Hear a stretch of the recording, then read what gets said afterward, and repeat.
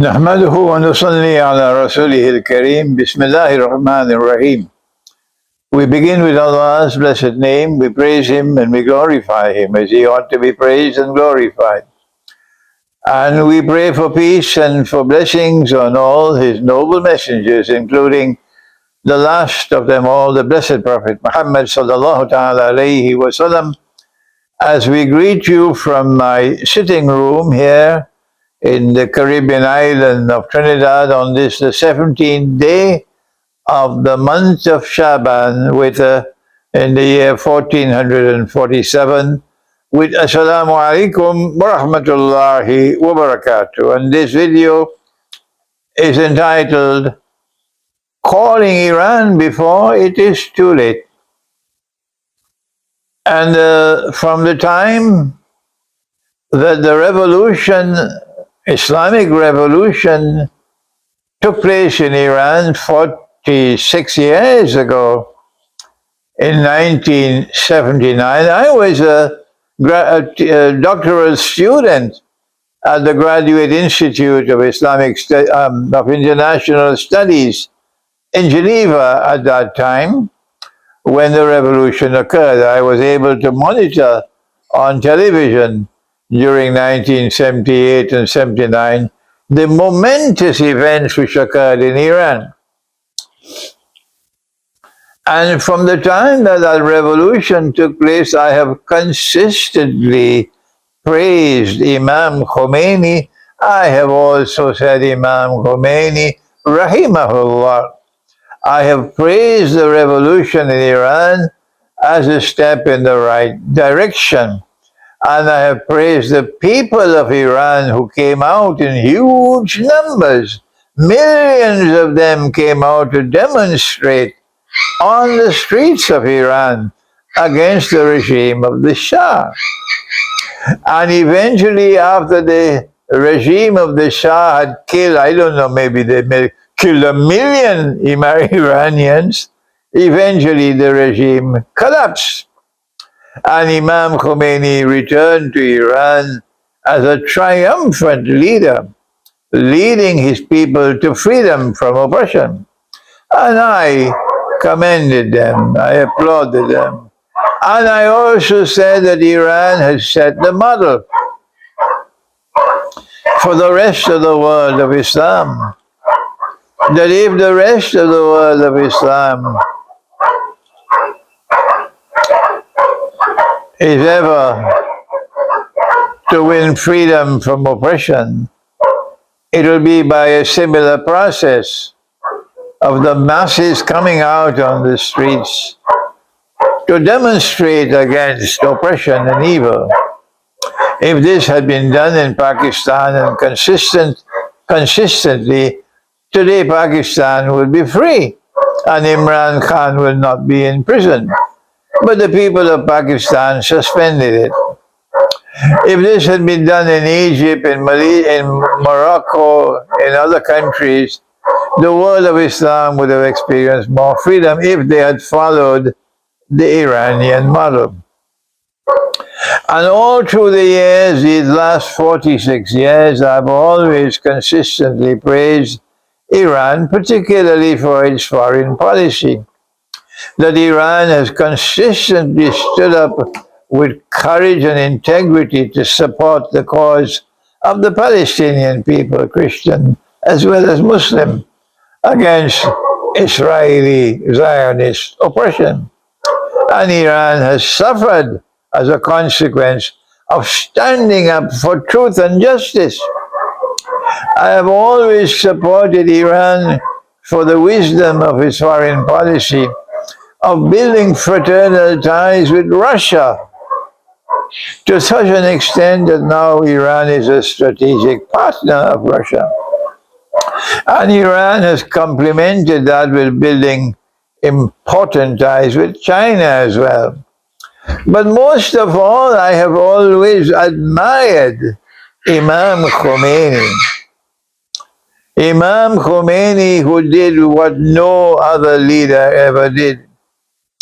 Imam Khomeini stood up, pointed his finger at Washington, and with incredible courage and integrity, he pointed to Washington. He said, "This is Shaitanul Kabir." Nobody dares to do that today. Not at all. So I have supported and complimented Imam Khomeini and the Islamic Revolution in Iran. And my critics have said, Imran Hosein is Shia. These are the schoolboy responses. No, I'm not Shia. And I have differences with the Shia belief system.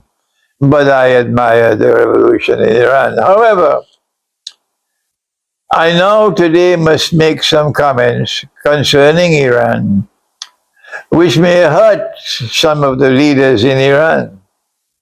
But I don't do it as an enemy. No.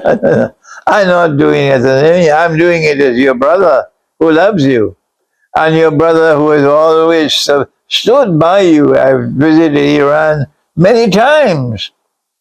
Whenever I have visited Iran, I've always been welcomed in a loving way. They've always treated me with kindness and love and shown respect for my scholarship. I hope that that will not change today when I offer the comments which I now am going to offer for the first time. The people of Iran, who are all 50 years of age or younger, must be described as the children of the Islamic Revolution, because the Islamic Revolution took place 46 years ago.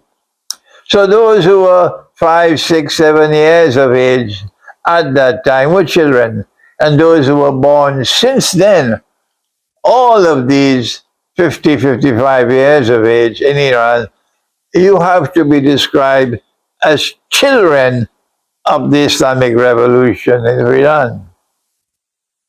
And so today we have to address not only the children of the revolution, but those who were old enough at the time of the revolution to participate in it. The world of Shia Islam responded in 1979 by recognizing the Islamic Revolution in Iran for them to be a validation of the Shia belief system. The Shia belief system differed from ours. Our belief system is that the Khilafah state was established by Nabi Muhammad ﷺ after it was established by Nabi Dawood ﷺ and Nabi Sulaiman ﷺ, the prophets David and Solomon.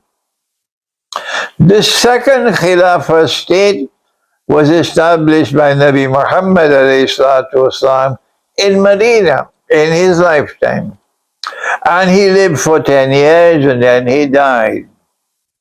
But the Khilafah state did not collapse when he died. The first Khilafah state collapsed when Nabi Solomon alayhi salam, when he died, it collapsed. And the Israelite people were weeping after the Babylonian army came and destroyed the state of Israel and took them in bondage or slavery to Babylon.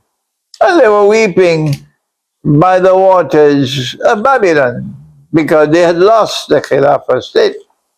But our Khilafah state, which was established in Medina by Nabi Muhammad survived when he died.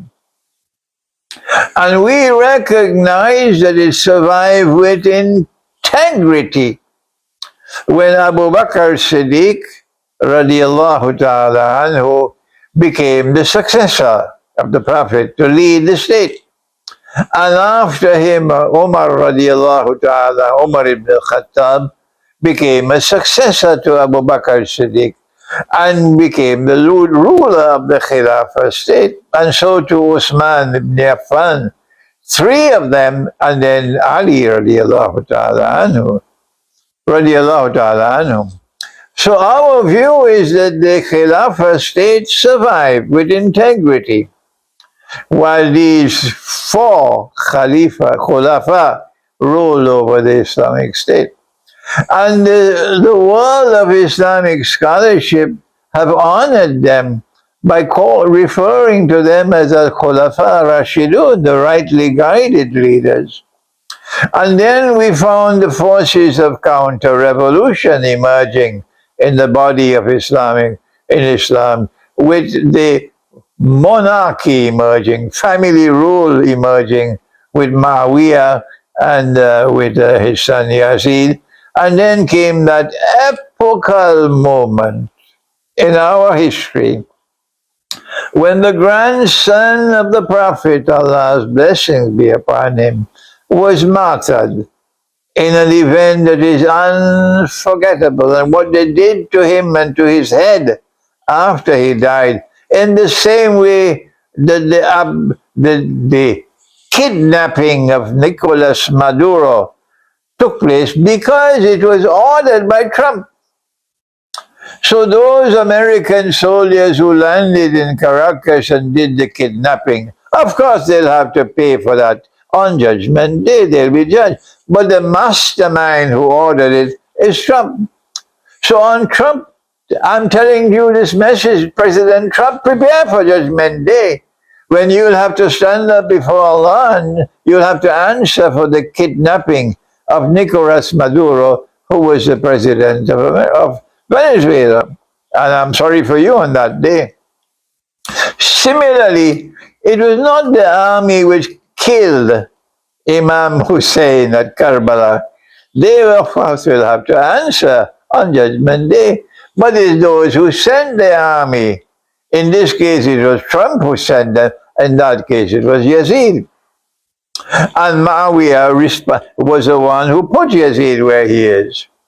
And he has a responsibility for the martyrdom of Imam Hussein. But what happened in history is that a sectarian movement emerged as a consequence of what happened in Karbala.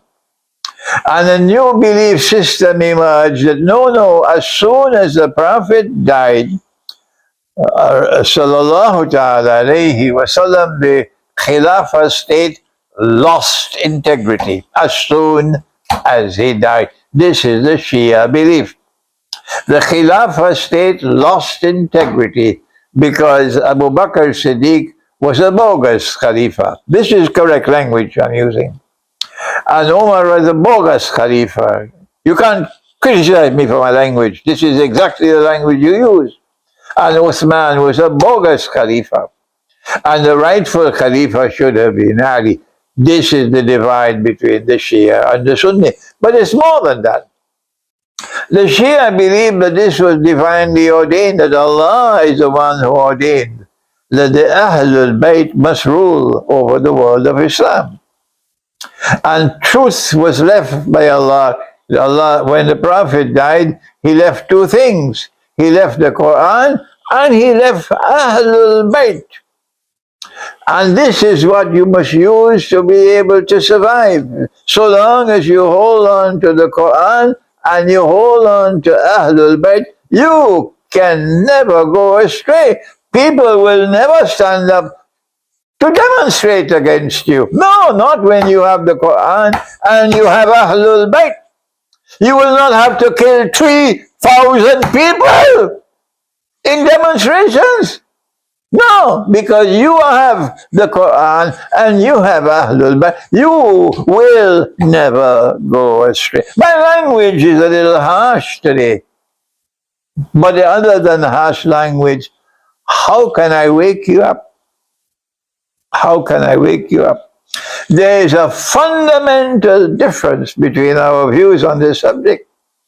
We reject the view that Allah has ordained that Ahlul Bayt must rule over this ummah. And if we reject what Allah has ordained, then we are kuffar. How come you never say Imran Hosein is kafir? Yeah, the Maulanas in Britain, they say Imran Hosein is kafir. But the Shia have never said Imran Hosein is kafir. I'm sorry for laughing. It's so foolish. However, Whenever I have come to go into Iran, you have always treated me with respect. You've always respected my scholarship. So here is a fundamental difference. And when the revolution took place in 1979, the Shia world responded with conviction that this was a validation of the Shia claim to truth. Let me repeat that statement. When the revolution took place successfully in Iran in 1979, the Shia world, largely the Shia world, responded by recognizing this success as a validation of the Shia claim to truth. Today, I have to remind you of that. Because if today the Iranian people are turning against the revolution, and if they're going out on the streets and demonstrating against the revolution, and these are the children of the revolution, these are the ones who are all less than 50, 55 years of age, they are the ones who are on the street. Then, if the revolution collapses, then that will invalidate your claim to truth by your own yardstick. Your own measuring rod will now invalidate your claim to truth. So now then, when Islam came to Medina, it lit a fire in the hearts of all those who became Muslims. They would die for Islam. Every single one of them would die for Islam. Every single one of them will die for the Khilafah state. That was the community we had. And the longer the Islamic State in Medina lived during the lifetime of the Prophet, the stronger and stronger it became. Until by the time of Hudaybiyah and then Fateh Makkah, we became strongest of all. So by the time the Prophet ﷺ performed the farewell Hajj, the Islamic State was at its zenith. So we are accustomed to moving uphill with the Khilafah state, not downhill. He had only 10 years. You have had 46 years. You have to explain to the world, how is it after 46 years, all of these who've been born after the revolution, or who were children when the revolution took place, so many of them are now not happy with the revolution. And the enemy is able to exploit the situation. It is not that the Muslims, the Shia Muslims of Iran are betraying Islam, that they want to leave Islam. That is not the case. It is not that they are siding with the enemies of Islam, joining hands with Israel, joining hands with the United States to cut the throat of the revolution. That is false. That is nonsense. It is that Israel is exploiting an opportunity, and the United States is exploiting an opportunity because they are protesting in Iran. And the question we have to ask is, why is this happening? And we need honest answers. We don't need propaganda. We need honest answers. One of the very first reasons why there are all these protests in Iran is a subject I've been teaching you in Iran for 25 years or more. That's a long time.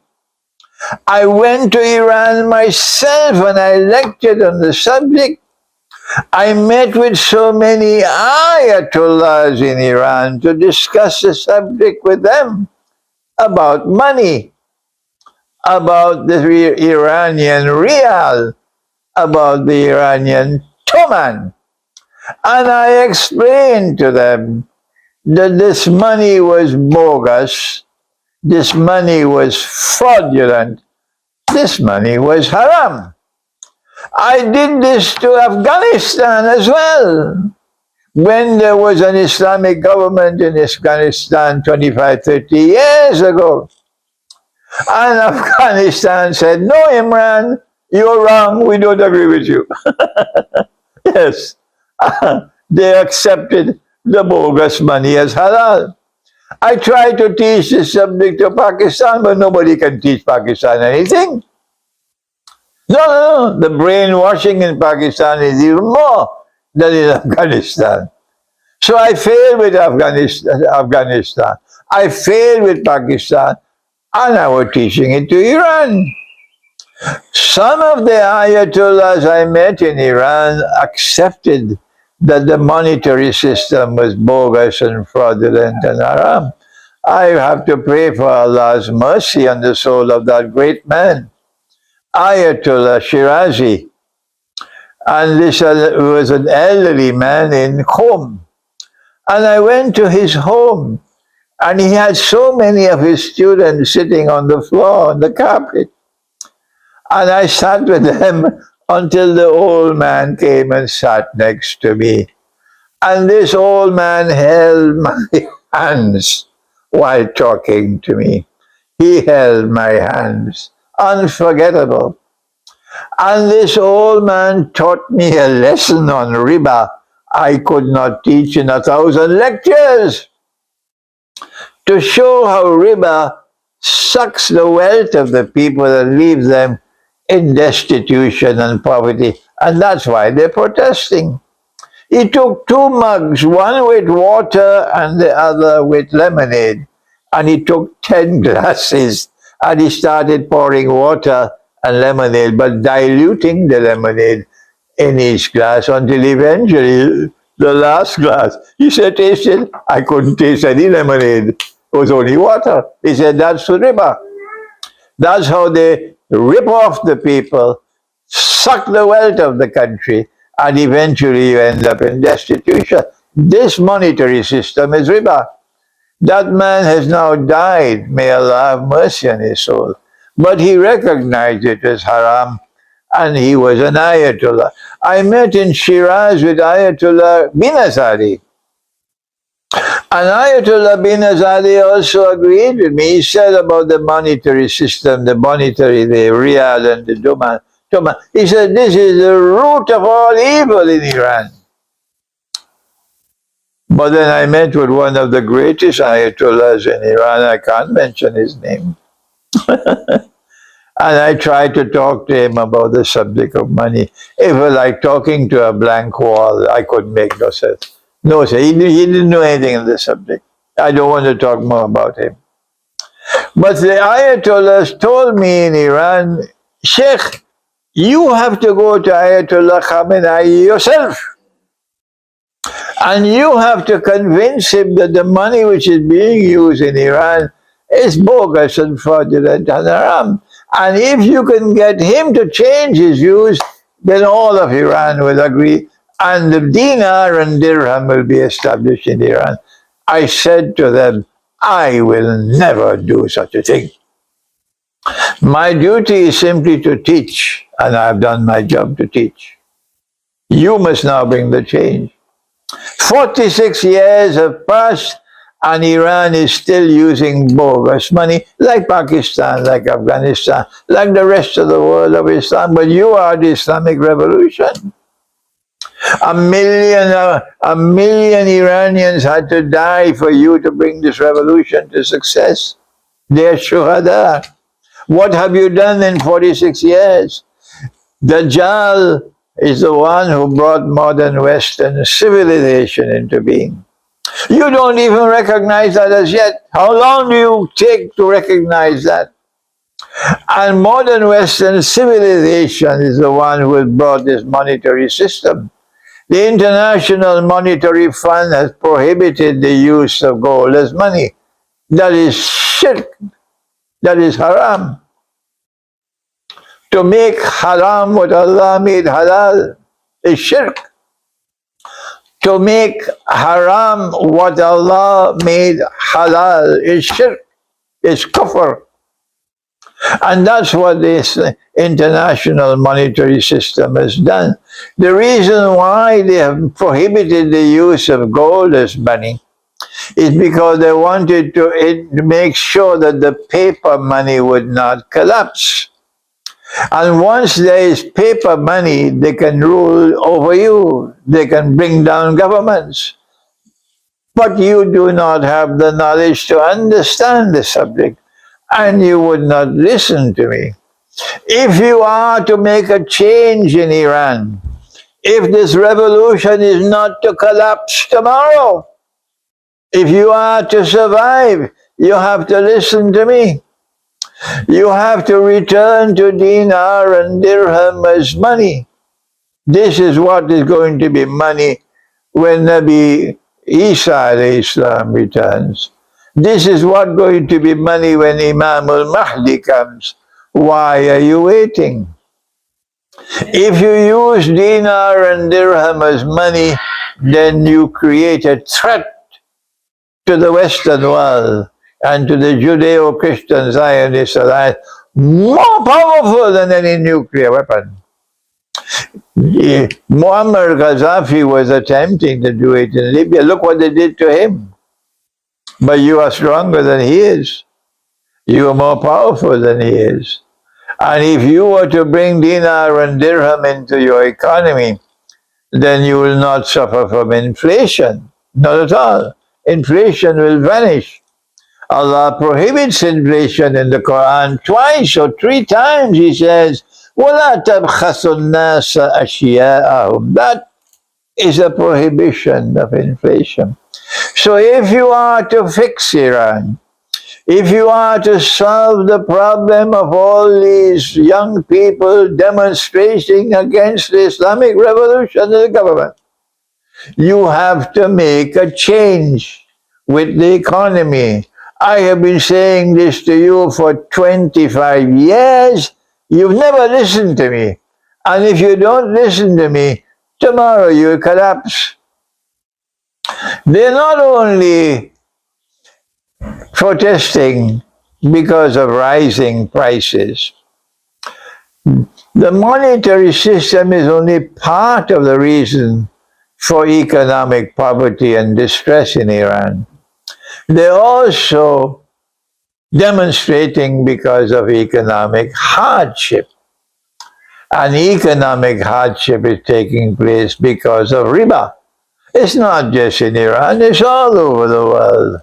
Riba is sucking the blood of the people, and the world is now moving towards slavery. That's what they are demonstrating against. If you have an Islamic government, then the Islamic government, the Islamic revolution, should be able to fix the economy. How come?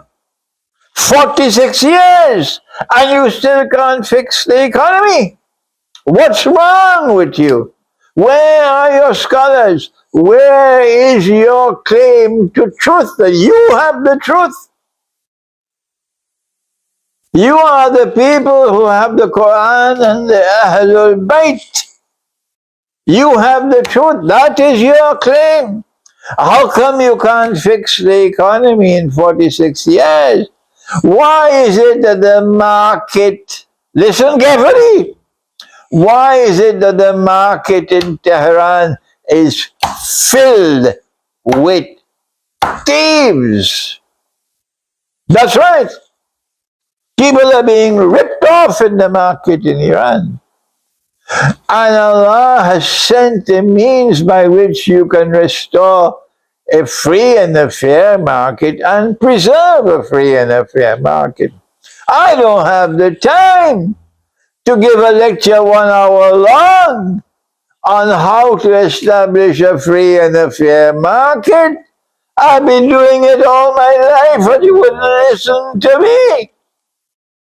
But Allah has not only told us how to establish a free and a fair economy in 46 years, Why is it that the market, listen carefully, why is it that the market in Tehran is filled with thieves? That's right. People are being ripped off in the market in Iran.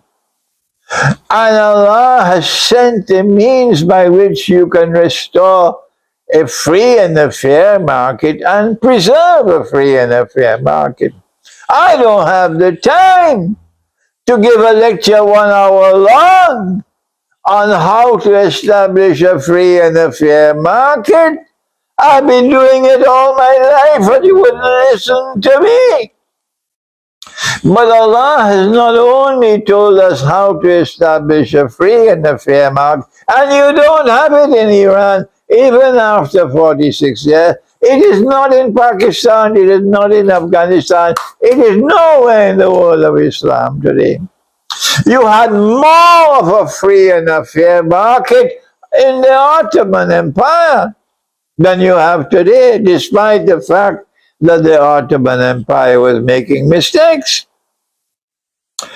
It is not only that we have a sunnah of a free and a fair market, not only that we have the Quran calling for a free and a fair market, but let me explain something which should be simple to understand. That Allah has given us a philosophy of punishment which guarantees the protection of a free and a fair market. Allah has given us punishment which has a philosophy of reformation, to reform people. The people who make mistakes can correct themselves when punished. Reformatory punishment. And then Allah has given punishment which is retributive, an eye for an eye, a nose for a nose. Retributive punishment. If you hit me, I have the right to hit you. But Allah has given us something more as punishment. How come you don't know about it? How come you're not implementing it? It's called deterrent punishment. That I am punishing you so that no one else will do what you did. That is deterrent punishment. And insofar as the free and the fair market is concerned, Allah says, cut off the hand of the thief. Not if he stole a mango. No, you wouldn't steal a mango and lose your hand, but something of some value.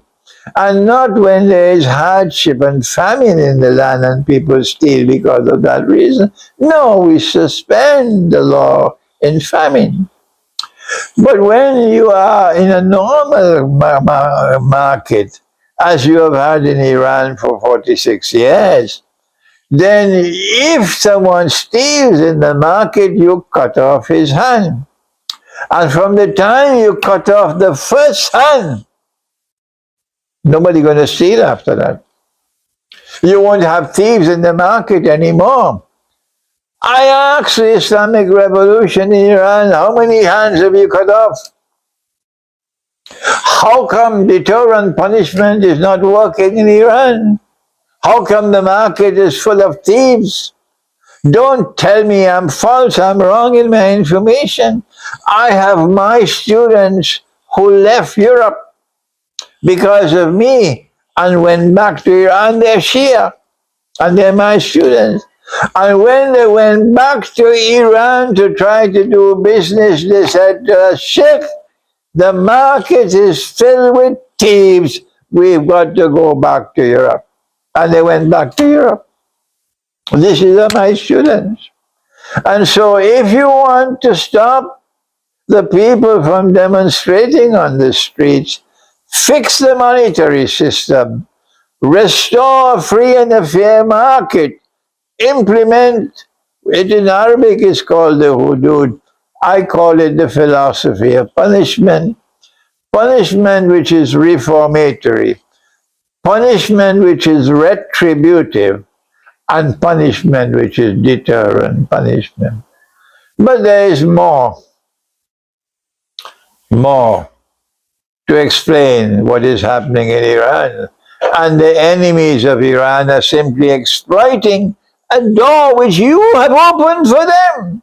That's right. And now you have to ask the question, why is it that so many young people in Iran want freedom to live a way of life that is incompatible with the Islamic revolution? That is my question. How do you explain that so many young people in Iran who are children of the revolution, so many of them are now demonstrating they want freedom. Freedom for what? Answer: freedom to live a way of life which is incompatible with the Islamic revolution. How do you explain that? If you had Islam, if you had the Islam which came from the Quran and from the Sunnah of the Prophet ﷺ, then the children of the revolution will give their lives to protect Iran and will demonstrate against Israel and the United States. Stay away! We don't need your help. Stay away! You are our enemies. But no, Israel is exploiting the situation. The Mujahideen Khalqa exploiting this. That's the name they give for themselves. I didn't give them that name. And the United States and Europe is exploiting the situation. So how do you explain? They don't want to live the way of life of hijab. They want to take off the hijab. They want to be free. They don't want to cover themselves with what you call the chadar. They want to wear clothing which is tight-fitting, which is erotic and sexy clothing. They want to mingle, boys and girls want to mingle, and they want to enjoy themselves in intimate, intimate encounters. When this is what they see from the Western world, and they want to live that way of life, which is incompatible with the revolution. In Pakistan, they've given up, they've resigned, we can't stop them. So in Pakistan, the young people are free to dance all through the night. In Iran, they're struggling the same way as in Afghanistan, they're struggling as they're in Iran. But they're losing the struggle in Afghanistan. And you are losing the struggle in Iran. And so my question is, how do you explain? If you have the true Islam, then this should not be happening. If you had the true Islam, then the children of the revolution would be in love with the Quran. The children of the revolution will be in love with Islam. The children of the revolution will give their lives for Islam. The children of the revolution will not be demonstrating the way they're demonstrating. And so, it's time for you to wake up. Your scholars have to wake up. It's time for you to listen. And I am saying to you that the Islam that you are presenting to them in Iran is not attractive to them. It's not attractive to them. The Islam that we had in Medina was so attractive that all the slaves wanted to become Muslim. The Islam was such that all the oppressed became Muslim. The Islam was such that the young people were foremost, up front, in defending the revolution waged by Nabi Muhammad ﷺ. Before I end this appeal to Iran, before you collapse, because collapse is facing you in your face, you can't hide it. Collapse is facing you in your face. If this is what you're facing today, wait and see what tomorrow comes in store. because the cell phone and the smartphone and the internet has come to stay. And they're spreading the Western propaganda all the time. And Dajjal is at work. And your young people, instead of falling in love with the Quran, are dancing with Dajjal. That's why you have the demonstrations on the street. How do you do it? How do you respond to it? How do you solve the problem? You don't solve the problem with the police. You cannot solve the problem with the Revolutionary Guards. You cannot solve the problem with tear gas. You cannot solve the problem by killing another 3,000 that you've already killed. The way to solve the problem is to give them a version of Islam that these young people will fall in love with it. They will fall in love with the Quran. How many times do I have to say this to you? You will not listen to me. Before I end, one more thing. It's not just deterrent punishment in the Quran, but Allah asks you to establish deterrent power. Allah speaks in Surah Al-Anfal, and He says, it's a command, وَعِدُّ لَهُمْ مَا اسْتَطَعْتُم مِّن قُوَّةٍ وَمِن رِبَاطِ الْخَيْلِ. Why does Allah want you to build power? Answer, تُرْهِبُونَ بِهِ عَدُوَّ اللَّهِ وَعَدُوَّكُمْ. I want you to build power so that you can use power as a deterrent. Korea has nuclear power, and Korea has demonstrated effectively that it is using that nuclear power as a deterrent. They cannot attack Korea. No. They could attack Iran. They could kill the head of the Iranian armed forces. They could kill and assassinate the head of the Revolutionary Guards. They could kill 6 nuclear scientists. I don't know what Mohammed they killed. They could bomb Iranian nuclear sites. And what can you do except to shoot off some missiles? And they will come again and again and again. When will you wake up Iran to understand? You have to do what Korea did. You have to do what Pakistan did. You have to do what China did. You have to do what Russia did. When you build nuclear power, that nuclear power functions as a deterrent. And that is Allah's command in the Quran. Why is Iran a member of the Nuclear Non-Proliferation Treaty? Pakistan is not a member. Why? Answer, if you remain in the Nuclear Non-Proliferation Treaty, then you will be committing a sin for which you will have to answer Judgment Day, for if you develop nuclear weapons.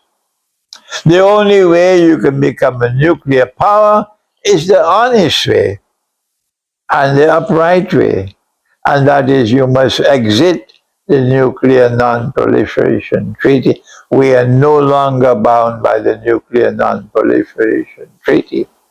And then Iran must develop nuclear power, and Iran has enough friends to help them. And when you explode your first nuclear device, Israel will respect you on that day.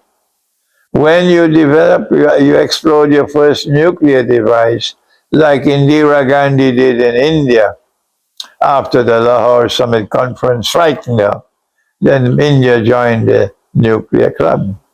And then Zulfikar Ali Bhutto declared, even if we have to eat grass, that's what he said, even if we have to eat grass, we have to develop a nuclear deterrence. That's the way for you forward in Iran. If you don't listen to me today, tomorrow you'll collapse. I will weep when you collapse because you are my brothers and I love you. Thank you. Wassalamu alaikum wa rahmatullahi wa barakatuh.